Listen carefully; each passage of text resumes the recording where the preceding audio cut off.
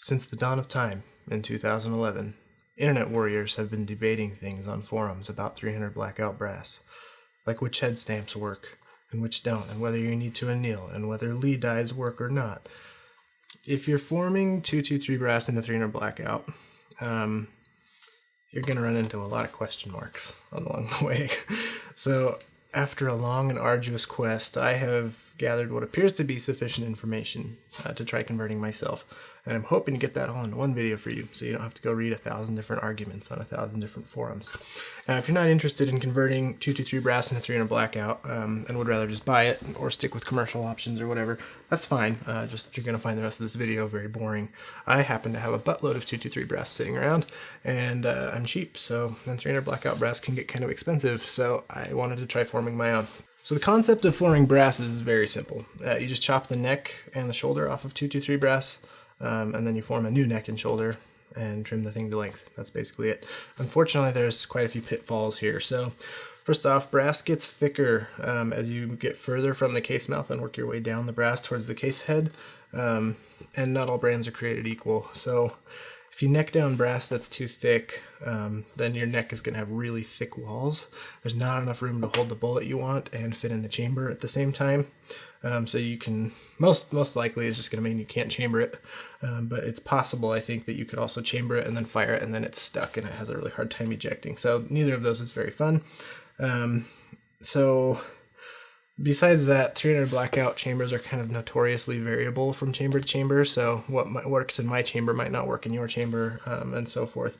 So I found a list somewhere online that had, it's pretty easy to find if you just Google it, but it had like a bunch of different brands of commercial 223, and then it sorted them by like how thick the case walls were on average, so you could kind of find the cutoff for which ones worked well. I don't remember all the ones that worked and all the ones that don't, but I do remember that as a rule of thumb, Lake City and Federal both have thin enough walls to do really well for converting to 300 blackout. Those are probably the two brands that I have the most brass from anyway, so I just go with those ones. So whenever I'm forming 300 blackout brass, I just pull out the Lake City and Federal ones that I can find, and it works out for me. So assuming you have a found brass that has a good wall thickness, and then you're going to have some options for which dies to use to convert. I am using the Lee dies. So you just, basically you'll have your die set, you'll use your normal full length sizing die, but you'll just, instead of using it on a case that needs to be resized, you'll use it on a chopped off piece of 223 to form it initially into the right shape. So that operation's called forming, whereas resizing brass that's just been fired once is just called resizing. So there's a lot of people online that said the Lee dies don't work, or that you have to do weird modifications to them to get them to work. That may be true. I don't know at this point for sure yet, but I tried the advice of one of the comments in an Amazon review or something like that. I'm using the Lee paste setter 300 blackout dies because they're cheapest, and I tried forming, and he said that if you push down on the handle and form it 4 times with like rotating a little bit in the shell holder every single time, then that will do the job.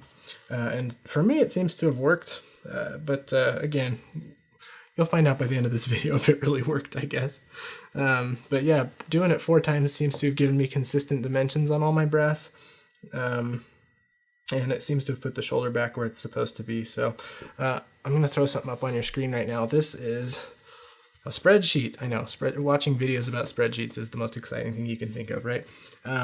These are the measurements I did on my converted brass, compared to some factory 300 blackout brass that's like, it's Burger brand, and it's actually like 300 blackout head stamps. So I also compared both of those measurements to just published SAMI specs.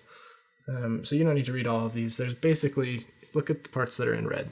There's a couple dimensions where I'm off more than 1/100th of an inch, and it basically boils down to my neck starts a little bit earlier and ends a little bit later, and therefore has a slightly more gradual taper than SAMI or even factory brass. So conceptually, I don't really see that being an issue unless you have a super tight chamber, which that's been known to happen, but my Burger cases are loaded with 223 or with 230 grain subsonic cast bullets, and they're chambering and feeding just fine in my AR, as far as I can tell. And then the empty cases that I've formed from 223 brass also seem to be chambering just fine. And actually, I loaded up 10 of them, and with the same bullets, the 230 grain cast bullets. And they also appear to be chambering and feeding just fine. So I think it worked, but the real test is going to be firing the brass, or firing the rounds. So we'll know by the end of this video if I know what I'm doing and this worked, or if I'm just an idiot. If you don't want to try the lead dies, or you have tried them and they didn't work or whatever, the kind of generally agreed upon solution is to get the RCBS brand small base resizing dies. They basically form the brass a little bit smaller, kind of towards the bottom end of the spec from Sammy, and that tends to fit just about every chamber. They're more expensive, so I didn't want them. And the other thing that's kind of sucky about that is that if you use that as a normal resizing die in the future, you're just working your brass a lot more than you need to be. And so that can kind of make it last not as long. So just be aware of that before you buy the RCBS ones. Finally, no discussion of forming 300 blackout brass is complete without a healthy argument about annealing. So for those of you who don't know, brass work hardens. So every time you shoot it, form it, resize it, anything that's moving it, it's getting harder and more brittle. Eventually, when the necks get brittle enough, the neck tends to be what gets worked the most. When they get brittle enough, they start splitting after you've fired them, and then it's time to throw the brass away. Forming brass is even a little bit more stressful than just resizing it, as you can imagine. So a lot of people are saying that you really need to anneal the neck either before or after you form, or else it's just going to have a really crappy case life that doesn't last very long. Or some people even say you can't form it without annealing first. And annealing, I should mention, you basically heat it up, just the neck of it, not the base, but you heat up the neck really fast and really hot, and then cool it down. And that's it. That softens it back up again. So here's the deal. With rifle cases, I have had split necks before after 6+ firings, and annealing would fix that. With pistol brass, I have never had to anneal, or even I've never come close to wearing out pistol brass. It just doesn't wear out as far as I can tell. 300 blackout is kind of in between rifle and pistol brass in a lot of ways, so I'm not really concerned that my case life is going to be super short. I haven't done anything with annealing yet, but if it ends up being short, then I'll come back and tell you guys in another video that, oh yeah, after 2 firings or something, you should anneal it. So for the time being, I'm just going to skip it. I can tell you it does not appear to be necessary to form the brass. Yeah, I was able to form my brass no problem without any annealing. It didn't even take a lot of pressure. All right, so here's a super fast recap of my entire step-by-step process of how I formed 300 blackout brass from 223. This appears to have worked for me so far. It should work for at least some of you. It's, again, going to pretty much depend on your gun-specific chamber, I think, more than anything else. But here we go. So first, pick up some 223 brass. Lake City Federal head stamps are a good choice. Just make sure it's stamped 223 for sure, because anything that's stamped 556 is going to be thicker than you want. Second, full length size your 223 brass. So that's going to make sure that when you chop it and form it, you're starting from the same spec dimensions on each case, instead of starting from different various starting points. Third, swage your primer pockets. So you can do this after forming the brass if you want. But the RCBS primer pocket swaging die that I use is set up for 223 already, because I shoot a lot of 223. You could also ream your cases if you want, or like ream the primer pocket. I've never tried that. But anyway, this is how I'm doing it. You can do it whenever you want. Just at some point you have to make sure your primer pockets are good to go. Fourth, if you want, then you can tumble or otherwise clean your 223 brass at this point. It's probably not absolutely necessary, but it makes the next steps a lot less messy and unpleasant. So I go ahead and clean it at this point and dry it. Fifth, chop your brass off just below the shoulder. So you don't have a whole lot of wiggle room here, so don't chop it too short, or else your final product is going to be too short. If I have this jig that I bought on eBay that gets it to the exact right place every single time. If you don't have one of those, or you don't want to buy one of those, I think right below the shoulder, you basically want to aim for the longest possible amount of brass left without any shoulder or taper on it from the 223. So that's kind of your target. And then, as you can see here, I'm using a Harbor Freight mini 2-inch chop saw. That's what most people online agree is the best option. They're like 30 bucks. Mine seems to be working really well. I'm probably going to replace this blade with something a little nicer, like a jeweler's slotting saw or something when this one wears out. But just the stock one seems to be working pretty well. It's giving me pretty clean cuts too.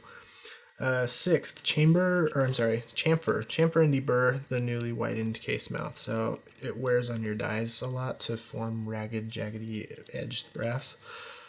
So I go ahead and chamfer and deburr at this stage. Seventh, lube up your case again. When in doubt, use a little more than you think you need, because this is the most stress you're ever going to put on this brass, arguably. I don't know, it might be more when you shoot it. But lube it up. Eighth, form the case in your die. So if you're using the Lee full-length resizing die, like me, I recommend hitting it 4 times, as I mentioned, and rotate it between each time. It actually takes a surprisingly little amount of force to form it. I was expecting it to be like a really tough operation to push down on the handle, but when I lubed it correctly, it feels about the same as resizing 223 brass, so it wasn't bad at all. I should note also, I screwed in the die to touch the shell plate, and then another about half turn. So don't be afraid to put some force into it at the bottom of the stroke to make sure that you're pushing the shoulder back to where it should go. Ninth, trim your case to its final dimensions. So I'm using the Lee lock stud and cutter with a 300 blackout case length gauge that's chucked up in my drill. I do this with all the calibers that I actually trim for. I've found it to be really fast, accurate, and consistent, and it's a really inexpensive setup from Lee. 10th, chamfer and deburr one more time. And then lastly, depending on what case lube you used and how much you care about shiny brass, it's not a bad idea to tumble your brass one more time and clean it. You can test if your brass fits your chamber and get a fairly decent idea of whether your forming was successful by doing kind of an empty case plunk test, and maybe testing if the empty case will go into battery on your gun. Assuming it passes these tests, you probably should be good to go for loading them up. Okay, so we're going to go over bullet and powder selection in a lot more detail in a future video, but I am loading these up with 230 grain subsonic cast bullet over a pretty light load of IMR 4227, and I'm using Winchester small rifle primers. Oh, you know what? This is a CCI 400. Just kidding. It's a CCI 400. If you have Winchester small rifle or CCI 400, probably doesn't really matter. I've even heard of people using pistol primers on these. I've got 10 of these loaded up. So this is actually converted brass that I did from 223. It's this one is Federal. This is a Federal case that I converted with a 230 grain bullet over a light load of 4227. And I'm really excited to test them out at the range. As I mentioned before, they're chambering, they're feeding just fine. And I really hope that I don't blow up when I shoot them.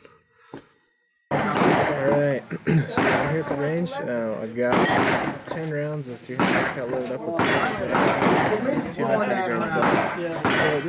So this is it. This is going to tell me a lot of stuff. This is going to tell me if these feed. This is going to tell me if these fire. This is going to tell me if these blow up in my face. This is going to tell me if they're accurate, if they jam, all that good stuff. So here we go. Here goes nothing. It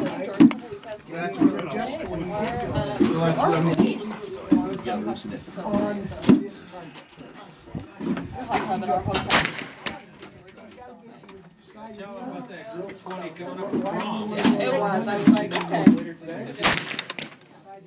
Because I'll just have to sight it in. Okay, well, I just got 2 in a row. That's a good sign. So I'll just fight it at 50. I can't tell where they're hitting though. I don't even think they're impacting the paper. There's 17s. I gotta troubleshoot this before I shoot anymore. Alright, I'm really poorly zeroed. You seem to be functioning okay, so I'm just gonna finish shooting them for this video. I'll figure out a zero at a time.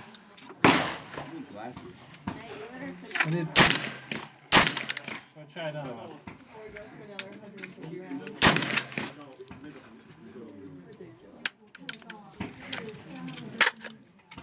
That was my first misfeed.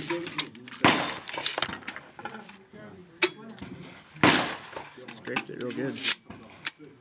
Okay, so we just got back from the range. I'm going to start by apologizing for the audio quality in the range parts. But that one was really bad. The gunshots were so loud all around me and the range was kind of busy, and so you could hardly hear what I was saying at some of the points. So sorry about that. Anyway though, I just kind of wanted to give you guys the range report.